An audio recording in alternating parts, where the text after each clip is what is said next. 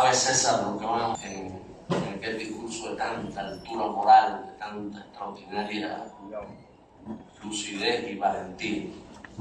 Porque le dicen, usted va a estar muy lejos. Si un día se deciden atacar a Cuba, usted va a estar muy lejos, pero yo estaré con mi pueblo en la primera línea de combate. En torno a aquellos días, en Miami, ahora estaba gestándose ya la agresión a Irak. En Miami había manifestaciones del núcleo fascista de origen cubano, tristemente de origen cubano. Había manifestaciones que decían Irak ahora, Cuba después. Irak ahora, Cuba después. En un momento de gran peligro para Cuba.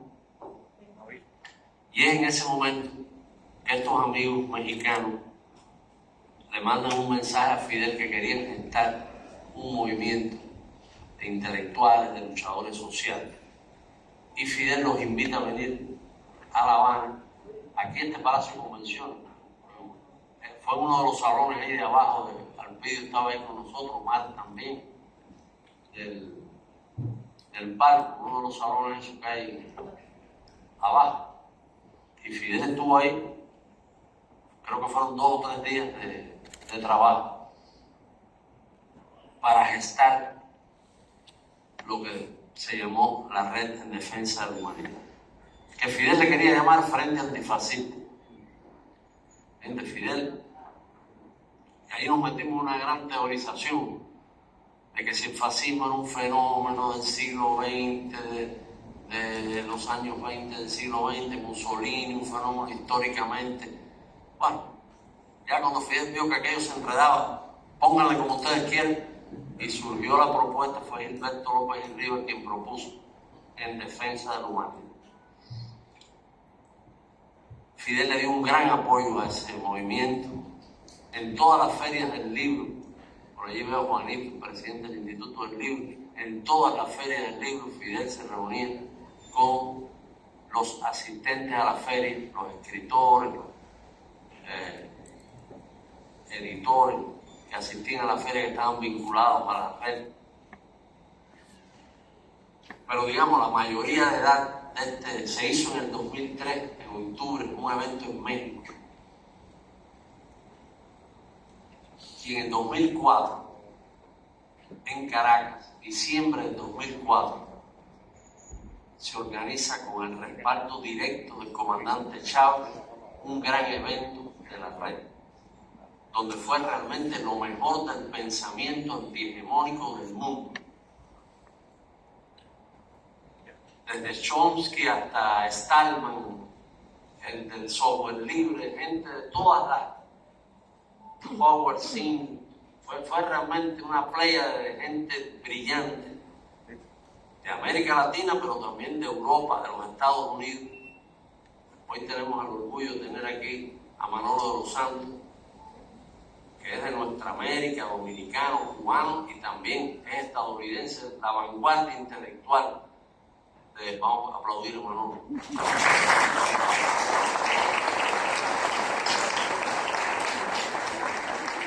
Él detesta que lo aplaudan, pero es una de esas personas extraordinarias. Bueno, vanguardia sí es, estadounidense, si tú quieres te lo quito. Pero Manolo, un hombre brillante, que fue protagónico en llevar la voz de Cuba, la voz de Venezuela, la voz de nuestra América, a esa cumbre amañada de las Américas que se hizo en Los Ángeles. Fue esencial en ese trabajo. Pero bueno, lo que estaba diciendo era que en el 2004 se hace ese evento en Caracas, que era un momento en que todavía la intelectualidad del continente no conocía a Chávez. ¿Te acuerdas, en serio? Había muchas dudas. La gente del Cono Sur decía, bueno, pero es un milico, es un militar. No conocían a Chávez. Y tenían ciertos prejuicios. Ya Fidel había hecho todo lo que ustedes saben que hizo Fidel. Chávez salió de la cárcel y Fidel lo invitó aquí con Eusebio y dio una conferencia en el aula magna. Fidel enseguida vio el líder de gran calibre que había en Chávez, pero bueno, no se le conocía. Y Chávez realmente fue particularmente brillante en ese encuentro de la red del 2004 y lanzó ideas importantísimas. Bueno, de ese evento nació Telesur, de la comisión sobre el tema de los medios, sobre el tema de cómo la comunicación está secuestrada por las élites y nos mienten y nos manipulan. Eso hoy se ha multiplicado por 1000 y la manipulación alcanza a las emociones de la gente. Te manipulan la información y te manipulan las emociones, lo que está pasando con las redes digitales. Pero bueno, en aquel momento me acuerdo que Luis Brito, el gran intelectual venezolano, uno de los más grandes de nuestra América, fue el que coordinó los trabajos de la Comisión de los Medios. Y de ahí surgió la idea de Telesur, que Chávez la apoyó con toda pasión revolucionaria. Y hoy hemos estado conversando mucho con Alpidio, el ministro nuestro de Cultura, con Villegas, el ministro de Cultura de Venezuela, con otros amigos vinculados a la red, con Torres Cuevas, no sé si está aquí Eduardo Torres Cuevas, con otros compañeros que tienen que ver con esto. También está Miguel, fundador de la red, Miguel Barnet, gran antropólogo.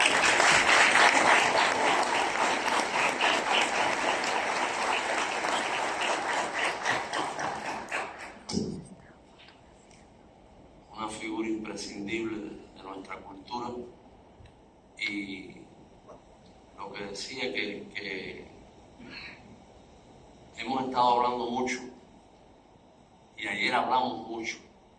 Hablamos con el compañero Beto, con Fray Beto, hablamos con Ana Isabel, hablamos con Héctor Hernández Pardo, con Torres Cuevas, con varios compañeros, con Polanco, de cómo mucha gente ha venido a La Habana. Lo decía Ana Isabel en su intervención brillante de ayer. Dice, vinimos a La Habana a buscar respuestas, a buscar la utopía. ¿Lo recuerdas, compañero? Dime tu nombre, hermano. Miguel hizo una intervención que complementó brillantemente lo que estaba diciendo Ana Isabel. Vinimos a La Habana a buscar la utopía, a buscar respuestas en este mundo donde la verdad y la mentira se confunden, donde crecen los discursos de odio, crece el racismo, crece la xenofobia, crecen las divisiones.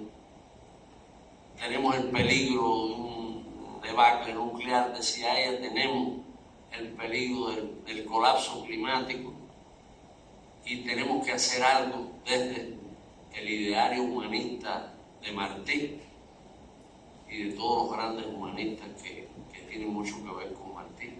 Por supuesto, ahí está Fidel en primer lugar. Y estábamos hablando antes de este evento de la necesidad de relanzar nuestra red.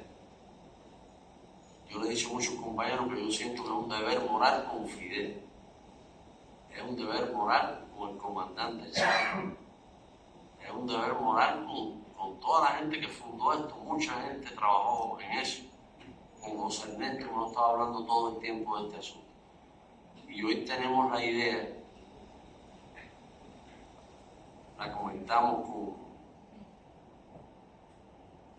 con Torres Cuevas ayer, con Hernández Pardo, de que la clausura, que es 28, en la sesión de clausura, se pueda leer una declaración que describa a grandes rasgos todas estas situaciones que estaba comentando ahora y describa la necesidad de que las personas de este mundo que no quieren la liquidación de la especie, que no quieren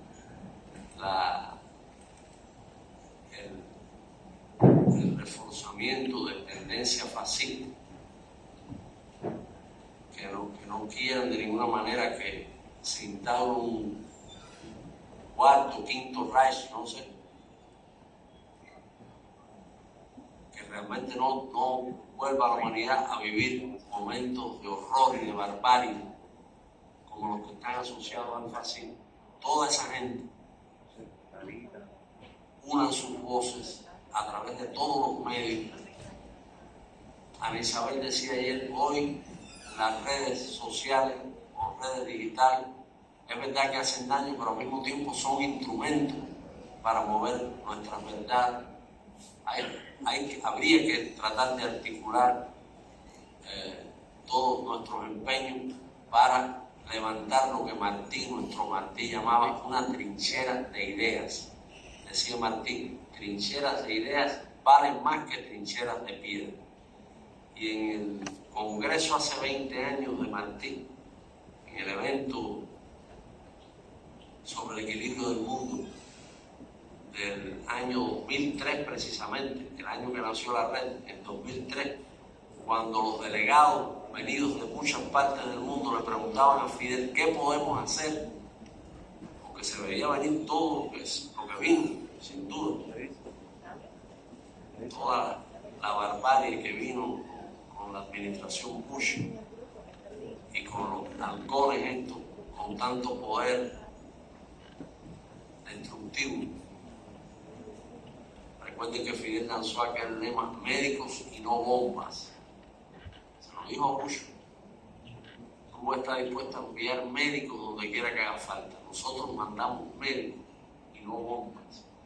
Pero bueno, en aquel momento la gente le preguntó a Fidel, ¿qué podemos hacer, comandante? ¿Qué podemos hacer ante esta catástrofe? ¿Qué podemos hacer ante el retroceso de los valores más elementales de la convivencia civilizada? Y Fidel dijo, sembrar ideas y sembrar conciencia. Sembrar ideas y sembrar conciencia. Lo repitió otra vez. Yo creo que esa es una de las misiones esenciales de la red.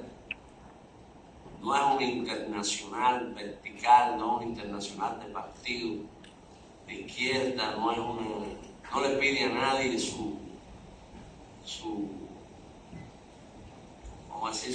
cuáles son sus creencias en términos políticos, en términos inmediatos. Le pide a la gente que piense en esta situación verdaderamente terrible y si quiere aportar su cooperación a la construcción de esta trinchera de ideas.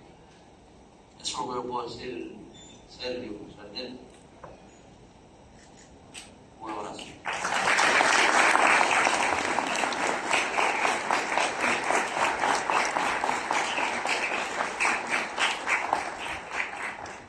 Muchas gracias, Abel. Siempre muy esclarecedor y siempre muy útil repasar los orígenes de una red que está cumpliendo 20 años y que, lejos de declinar, está viviendo un periodo ahora de renacer y repotenciamiento. Ponía sobre la mesa temas que son centrales a la hora de abordar los retos del mundo contemporáneo. El riesgo del fascismo cada vez está más organizado y más evidente, de la depredación del planeta, del absurdo del gran capital, que es al final la trampa en la que como especie estamos insertos. Yo quería pedirle a Liz Marie que desde la perspectiva martiana nos ayudara a reflexionar también sobre estos temas y estos retos del mundo contemporáneo.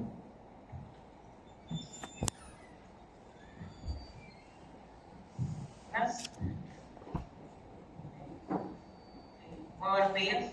Agradecer al panel por la invitación y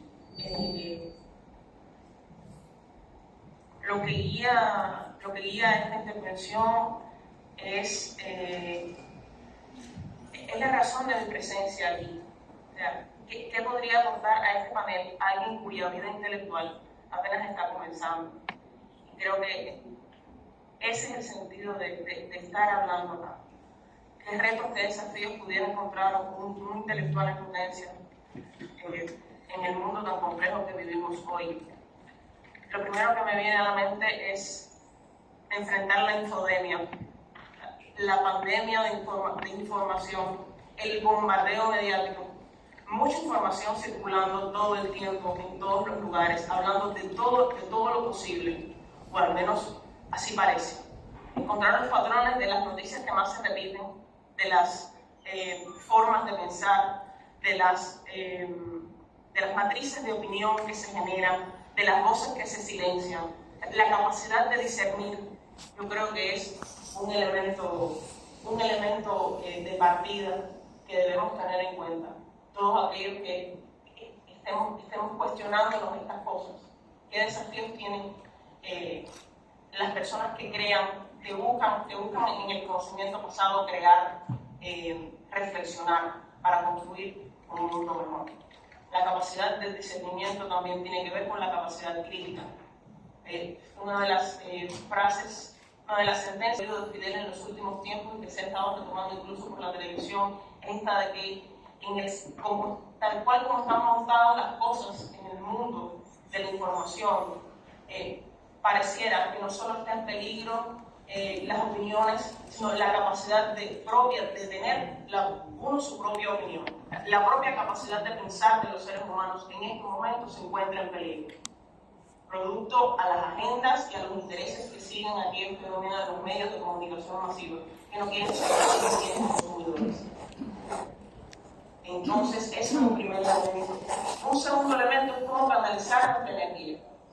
Salimos de las universidades, salimos de nuestro espacio de formación, sea autodidacta, sea formal, sea mixta, con mucha energía y muchas ganas de ser.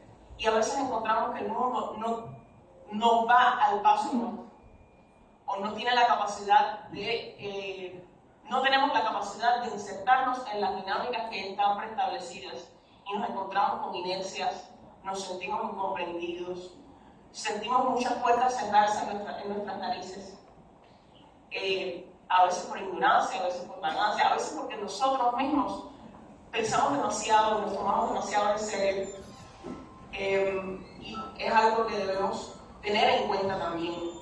Cuándo y cómo nos acercamos a los lugares, cómo identificamos a los lugares en donde podemos completar nuestra formación y poner lo que hemos aprendido en servicio de los demás. Y en ese sentido, encontrar nuestros maestros y encontrar nuestros referentes es especialmente importante. Como quiénes queremos ser, en quién nos vamos a inspirar y para qué.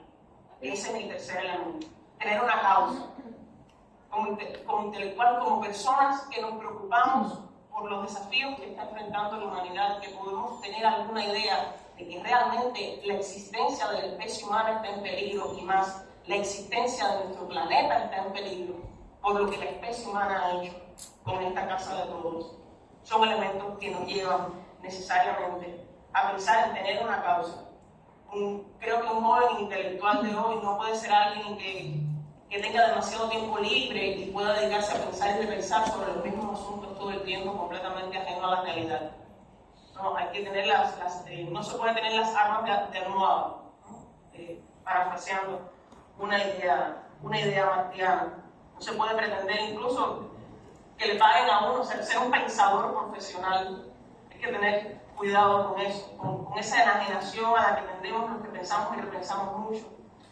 La lectura es imprescindible, acudir a nuestros maestros, acudir al testimonio de los que nos antecedieron y siguen con nosotros, pero también poner todo eso en función de cambios concretos de nuestras realidades. Y por supuesto, para eso hay que tener un método, hay que encontrar un colectivo, mentes afines, identificar con quienes podemos potenciar nuestros saberes o nuestras capacidades en función de servir más y mejor. Y en ese sentido hay que correr con los tiempos. Las diferencias generacionales no son poca cosa, pero tampoco son lo esencial. Esto de que la tecnología es de jóvenes, mis padres tienen más seguidores en Twitter y en Facebook que yo. O sea, hay elementos que condicionan nuestra capacidad nada de interactuar con la tecnología, siendo generaciones que nacieron con el teléfono en la mano, literalmente ya vemos ese proceso. pero también tiene que ver con las capacidades personales y con los intereses del mundo. Y en este sentido, entender las diferencias, me permito parafrasear a un comediante estadounidense muy famoso en YouTube, que dice: los millennials nos creíamos progresistas porque hablábamos de matrimonio gay, y de repente llegó la generación Z, que dice que el matrimonio debe ser entre más de 2 personas, que el género es una construcción social que debe morirse, que somos no binarios y que la sexualidad es fluida. Todo cambia, todo cambia y debemos ser capaces de entender estas diferencias y encontrar los puntos que verdaderamente nos unen. Y para terminar, si bien a nivel global podemos hablar de milenias o otras generaciones y tal, debemos tener siempre presente la dimensión de nuestras naciones y nuestras realidades concretas. Ahora mismo, nuestra generación es una generación del centenario también. No del centenario de Martí, sino del centenario de Fidel. Y la generación del centenario de Fidel tiene un compromiso ineludible con el rescate de muchas de estas ideas que han quedado flotando en el aire, que quedan flotando en el aire y vigentes porque hablan de fenómenos que no hemos sabido combatir a cabalidad y que siguen siendo retos y obstáculos que tenemos que enfrentar. La vigencia martiana, la interpretación negativa de la vigencia de José Martí es esa, que lo que predijo, los problemas que denunció, no solo existen en la actualidad, sino que se han agravado. Pero la visión positiva de la vigencia martiana y la visión de Fidel es que siguen siendo paradigmas para enfrentar esos problemas y siguen teniendo respuestas que darnos, siguen siendo misterios que hay que descubrir y misterios con los cuales tenemos que conectar si de verdad queremos cambiar este mundo desequilibrado en el que vivimos y lograr un equilibrio, una equidad, siempre con fe en la justicia, en la capacidad que tenemos para ser felices, en el mejoramiento humano, en la utilidad de la virtud.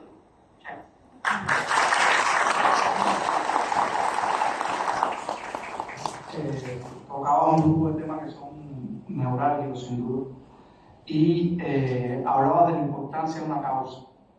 Yo añadiría, no cualquier causa, sino una causa donde tengamos claro dónde, para qué y al servicio que interesa servir. Porque la derecha tiene sus militantes muy entusiastas también. Al servicio de qué interés y de qué proyecto de humanidad estamos poniendo lo mejor de nuestra energía. Yo, en ese sentido, y un poco con la reflexión que da en el ambiente, tu idea y la de Abel, quería pedirle a Manolo que desde su experiencia política práctica en una sociedad que nos preocupa y ocupa a todos, por ser la sociedad hegemónica del mundo contemporáneo, por ser el patrón cultural que se intenta imponer como el único correcto, como el único legítimo, dar una batalla, que es también una batalla contra sistémica y contra todo lo que ese sistema tiene de depredatorio, de absurdo. Quisiera un poco que reflexionar entonces con nosotros desde esa experiencia sobre esto y sobre los retos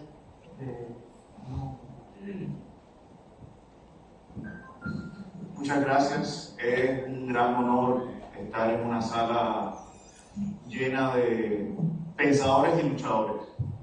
O sea, gente que piensa pero también lucha, acompaña, se compromete con nuestras causas justas actuales.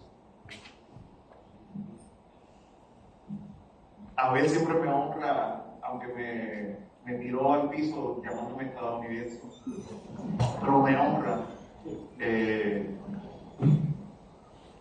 porque no nos consideramos intelectuales, por lo menos desde el trabajo que hacemos allá, simplemente nos consideramos seres humanos cumpliendo con nuestro deber, respondiendo al llamado que hizo la red en el 2004 de cómo hacer un proyecto que rescate a la humanidad, no solamente defender, cómo rescatamos a la humanidad. Y en ese proceso yo creo que también tenemos que ir identificando y no asumir que está por sentado o que todo el mundo le entiende de la misma manera, pero ir hablando también de lo que son nuestros dilemas de la humanidad.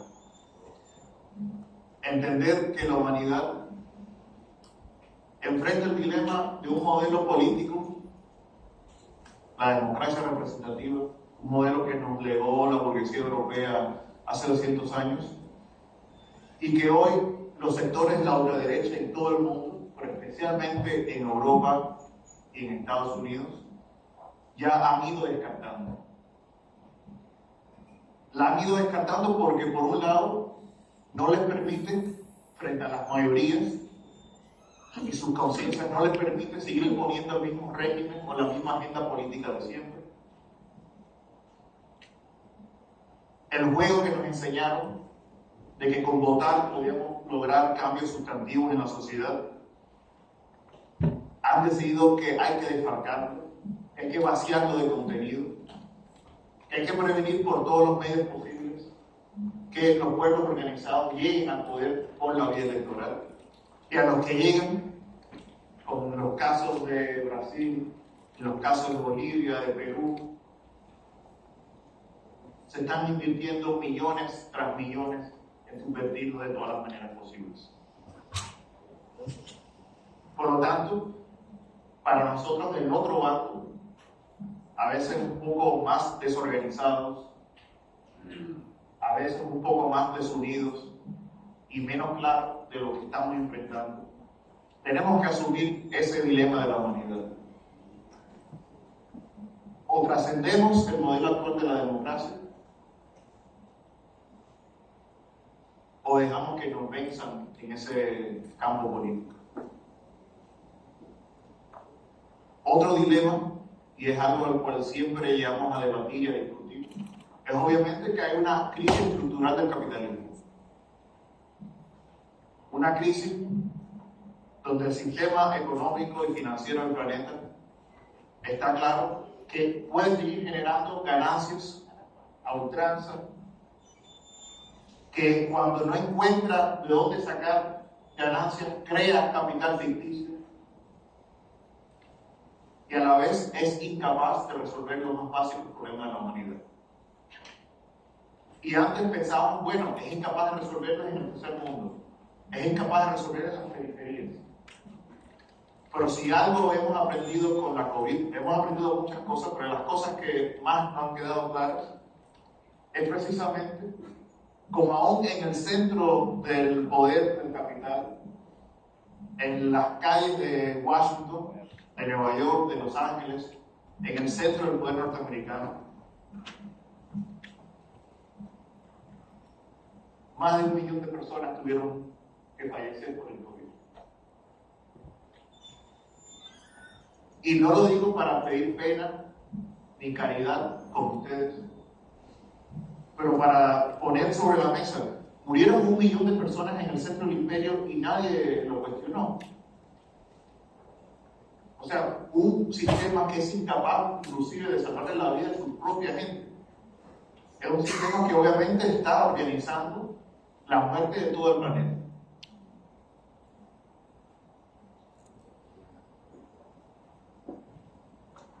Esa misma violencia que desata el capitalismo dentro de Estados Unidos y obviamente va hacia afuera, Cuba ha tenido que resistirla, nuestra América ha tenido que resistirla, obviamente va en contra del planeta y por lo tanto nos encontramos ante una encrucijada donde o somos nosotros o es el capital.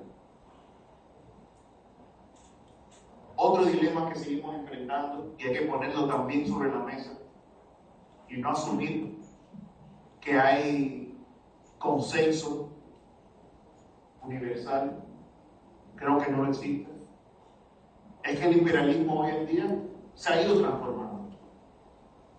Podemos decir que tiene el mismo contenido, pero también tiene un nuevo ropaje. Se viste, se presenta de manera diferente. Inclusive en lo que va de este último año, dado la guerra en Ucrania, inclusive replantea o quiere poner en debate la posibilidad de que haya múltiples imperialismos, cuando nosotros sabemos muy claramente que solamente hay uno. Un imperialismo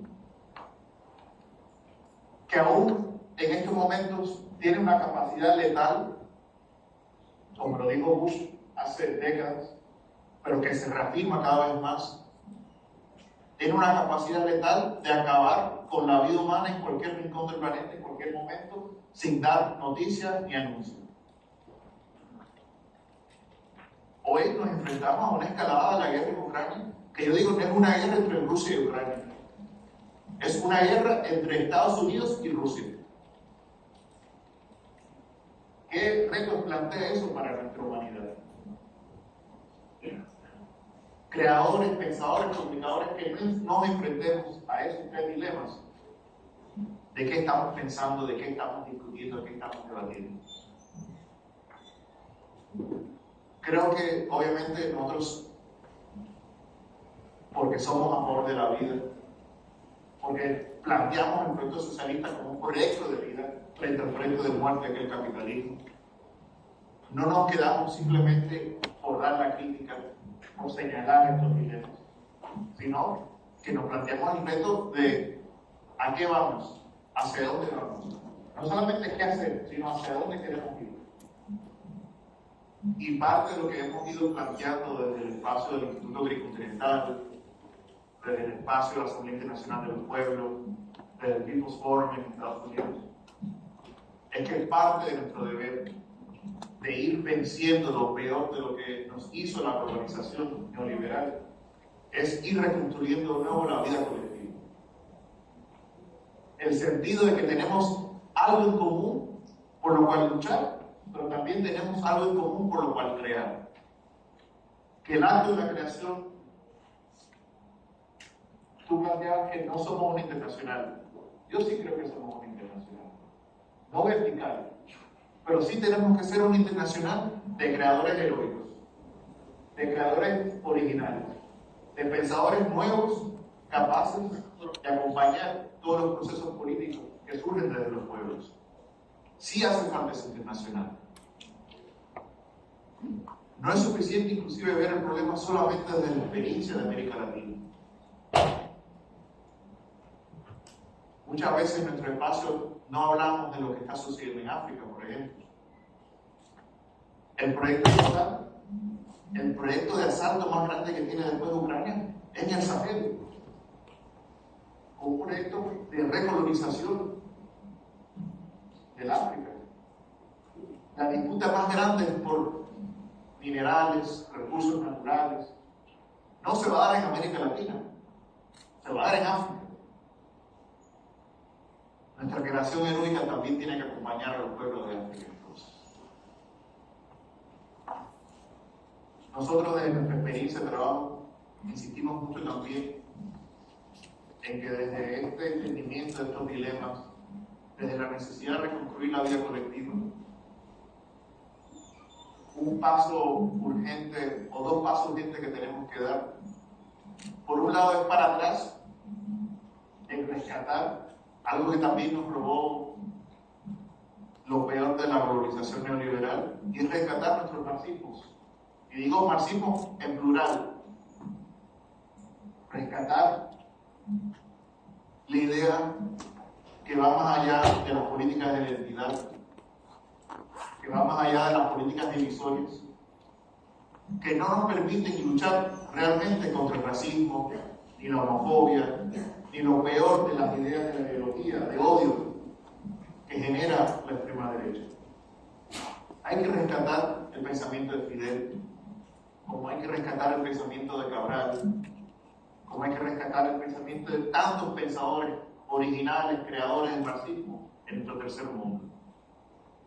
Y no rescatar para dar homenaje estéril, sino rescatar porque hay elementos de sus análisis, hay enseñanzas en sus metodologías que nos permiten vencer en estos momentos. Hay que aprender inclusive de los que fallaron, de los que no pudieron vencer en estos momentos. Y el otro elemento es que tenemos que entrar en un constante diálogo con la sociedad. Y digo constante diálogo con la sociedad porque no es un diálogo con nosotros mismos. El afán actual es tirarnos todos en las redes, y sí se hace un trabajo muy importante en las redes, hace una diferencia marcada que tantos compañeros ahora de Cuba estén planteando sus ideas, sus debates, escriban en las redes. Pero cuando comenzamos a corresponder, a compartir, a debatir y a dialogar con el resto de la sociedad que no comparte nuestras ideas? ¿Cuándo comenzamos a dialogar con la apatía? ¿Cuándo comenzamos a dialogar no solamente con los que no están de acuerdo, pero con los que no se perciben como actores políticos en la sociedad actual? Porque aunque ellos no se perciban como tal, y es el caso de muchos jóvenes en Estados Unidos, la ultraderecha sí lo ve como actores políticos. Y invierten millonadas que nosotros nunca vamos a tener.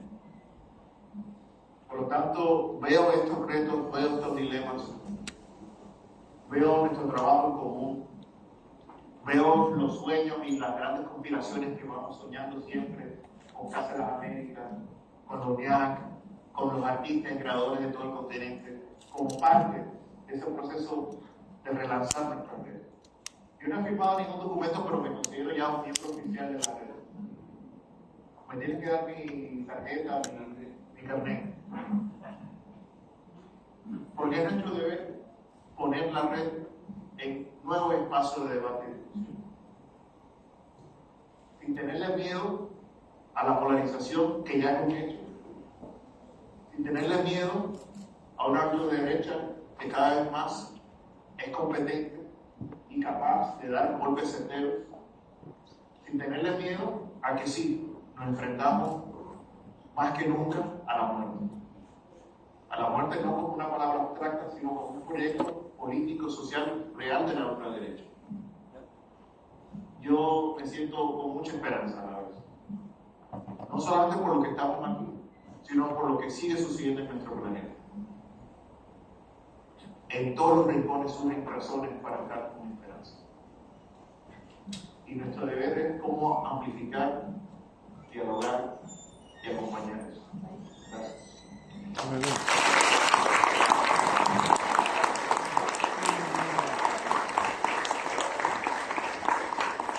Muchas gracias, Manuel. Oyéndote, recordaba, hace poco se cumplieron 24 años, fue el 21 de enero, del natalicio de Gramsci. Y Gramsci tiene un texto pequeño pero formidable de juventud que se llama Odio a los indiferentes. Y oyéndote pensaba que quizás la mayor batalla que tenemos que dar en este momento actual no es tanto contra los militantes, digamos, de posturas extremas y absurdas, sino contra la indiferencia que se extiende como un cáncer, contra la cultura chatarra, para la cual es más importante la ruptura amorosa de los famosos amores que las grandes catástrofes, los grandes retos que estremecen el mundo contemporáneo. Esa es la gran batalla. Muchas gracias. Quería darle la palabra para cerrar de manera y abrir el espacio de intercambio con el público a Sergio Arias. Sergio es viceministro de Cultura Audiovisual en Venezuela y se desempeña actualmente también como coordinador general de la red en defensa del medio. Muchas gracias, José Ernesto. Buenos días a todas y todos y todes. Siempre es muy emocionante estar en Cuba, recargarse de este aire, recargarse de esta energía. Estar en un país que está en permanente clave revolucionaria es muy inspirador y motivador. Así que estoy muy agradecido a las autoridades de Cuba por la invitación y por haber organizado este inmenso evento. Un abrazo especial a Abel, que considero uno de mis maestros. Gracias, Abel. Y un saludo, un gran abrazo también a nuestro querido ministro Elpidio, también por recibirnos, Rogelio. Gracias, feliz de verte. Todas las compañeras y compañeros, Omar González, también hacedor de la red, y reitero el saludo a nuestro vicepresidente David Choquehuanca y a través de él a nuestro querido pueblo y resistente y digno pueblo boliviano, Ayaya, Bolivia.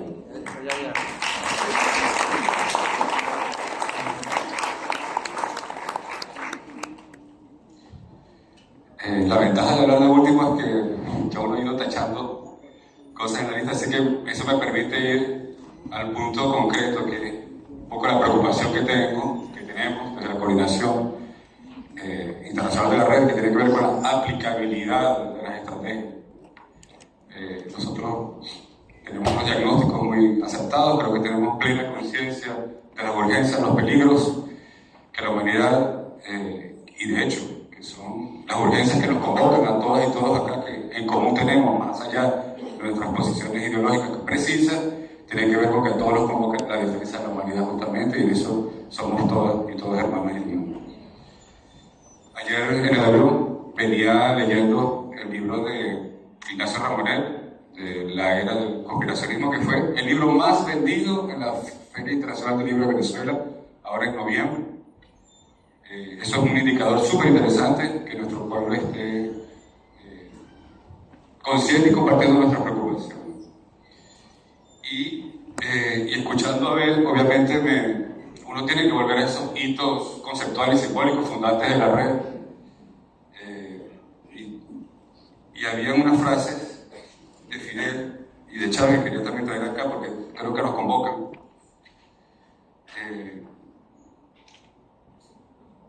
Chávez hablaba en ese histórico evento de diciembre de 2004, hablaba que la mejor defensa es el contraataque, es decir, que nuestra defensa de la humanidad tenía que cada vez más caracterizarse por ir nosotros y proponer agendas, no salir de la agenda reactiva e ir a una agenda más prospectiva. Pero tenemos otros conceptos también. Por ejemplo, recientemente en la Filben hicimos un evento de la red también que se llama Nuevos Escenarios de Disputa en la batalla cultural, para la batalla cultural. Y por ejemplo, este tema del libro de Ignacio Ramonel, Ignacio, hay un capítulo que habla sobre todos somos hermeneutas. Y ahí señala una frase que me llamó mucho la atención y creo que corresponde un poco al espíritu que he escuchado acá de los compañeros que han disertado. Que tiene que ver con que el imperialismo, el capitalismo utiliza las redes sociales no solo para desorganizarnos, ¿no? Sembrar individualismo, sino para sembrar la duda de que es posible salvar la humanidad. Hay los efectos de saturación, que señaló la compañera, los efectos de la ubicuidad, es decir, ese poder que tienen las redes sociales de estar en simultáneo en todas partes del mundo, de que una noticia contra el presidente Nicolás Maduro, contra el presidente Díaz-Canel, contra cualquiera de nuestros líderes, luchadores, referentes latinoamericanos, en cuestión de minutos. Está en todos los 6.000 medios más influyentes de nuestra época. Eso nos genera una situación de asimetría que debemos también nosotros, como hacedores, como escritores, como promotores, como creadores, debemos tomar en cuenta. Es decir, estamos además convocados a articularnos, como bien dice Manolo, pero buscar modelos de articulación que sean cada vez más efectivos. Recién hablaba con también Abel y le comentaba, y le consultaba también, porque reconozco su autoridad moral en la red y lo intelectual, por supuesto, que tenemos un desafío que tiene que ver con dónde colocamos nuestras ideas, ya desde el punto de vista concreto, tecnológico, en cuál plataforma, en cuál servidor. ¿A dónde podemos, para compartir un grupo de WhatsApp o en cual estemos nosotros activismo político en redes sociales o grupos de mensajería? ¿Dónde colocamos ese mensaje? Esta intervención de Manolo ahora recién, la compañera, deberíamos ya tenerla disponible, ¿no? Y que todos nuestros capítulos de la red puedan acceder a ello y compartirlo a su vez a los internos. La red hoy tiene 24 capítulos nacionales activos y estamos por abrir uno en Rusia.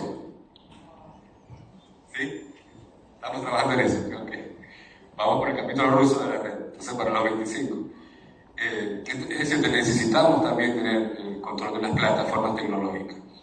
Ustedes lo han evaluado seguramente. Recientemente vi una noticia donde los Estados Unidos habían aprobado, me corrigen, el presupuesto de este año para el armamento militar supera los $800.000 millones.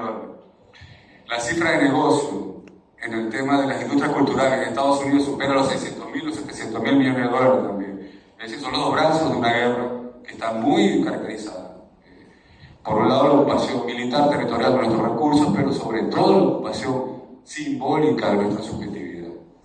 Eso lo tiene muy claro el imperialismo y ahí es donde digo que además de tener nuestras baterías antimisiles, misiles antiaéreas y tener, bueno, todo el armamento ruso, los helicópteros, los aviones, los Sukhoi, también necesitamos eso que comentaba de los servidores de nuestra plataforma. Nosotros tenemos una experiencia en Venezuela, que es el canal Cultura Venezuela, que es un modelo, que lo ponemos a la orden de la red y de los compañeros de esta conferencia, que es un modelo que diseñamos con mucha audacia y voluntad política, consiguiendo software libres que pudieran ser compatibles entre sí, que nos permiten hoy tener un canal 24 horas al aire con contenidos culturales que no tienen salida en ninguna otra plataforma o que yo conozca hoy, por lo menos contenidos culturales venezolanos en el mundo.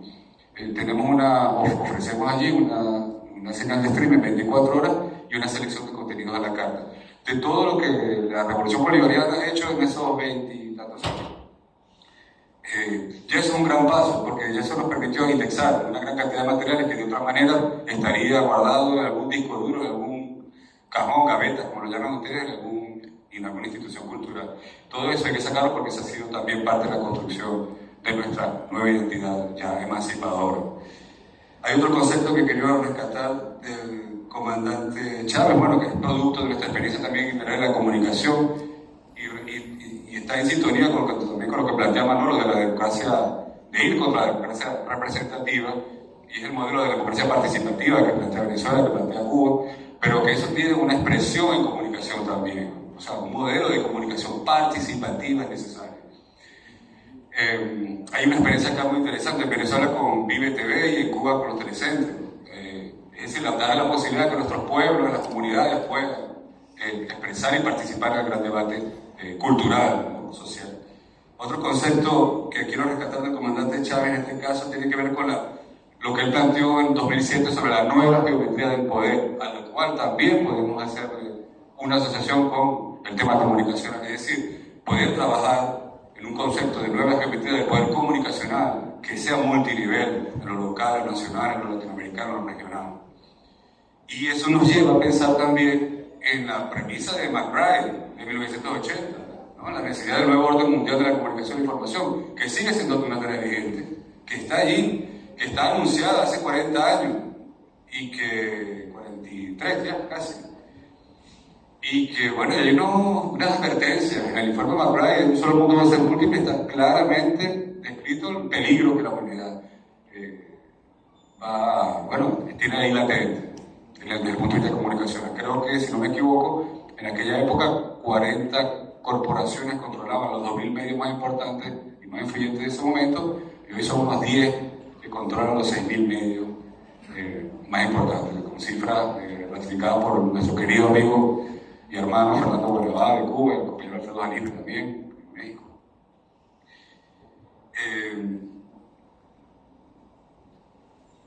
Nosotros, bueno, tenemos entonces esos tres conceptos: comunicación participativa, nueva geometría del poder comunicacional y la necesidad de ir avanzando hacia el nuevo orden mundial de la comunicación y la información. Nosotros también tenemos, y creo que sí, a ver, me corriges, y es una frase, efectivamente, Fidel, no sé si es textual, pero Fidel compartió también su preocupación de poder transferir a las generaciones futuras la urgencia de nuestras banderas de lucha, la preocupación por nuestras banderas de lucha. Es así, ¿verdad? Es un desafío que seguimos teniendo. Entonces no solamente, además de construir las plataformas e ir creando nuevos modelos de articulación comunicacional, sino tiene que ver con cómo conectamos con esa generación. Es que nuestros relatos audiovisuales llegan de la misma manera a compañeras y compañeros, nuestros jóvenes latinoamericanos que tienen, no sé, 15, 16, 17, 18 años. Se entiende, es que su base cognitiva del consumo de contenido es similar a la nuestra, están conectadas realmente. ¿Qué tipo de trabajo tenemos que hacer nosotros para traducir, entre comillas, nuestras ideas? Cuando en las redes sociales, y como bien dice el libro de Ramonet también, hay una banalización de todas estas banderas, es decir, donde lo común, donde la comunidad pierde su valor y donde prevalece el individualismo como sentido y perspectiva de vida. Ya para ir cerrando, estoy dejando estas ideas y bueno, la propuesta de Canal Cultura, por supuesto, como modelo de comunicación para ir avanzando en eso.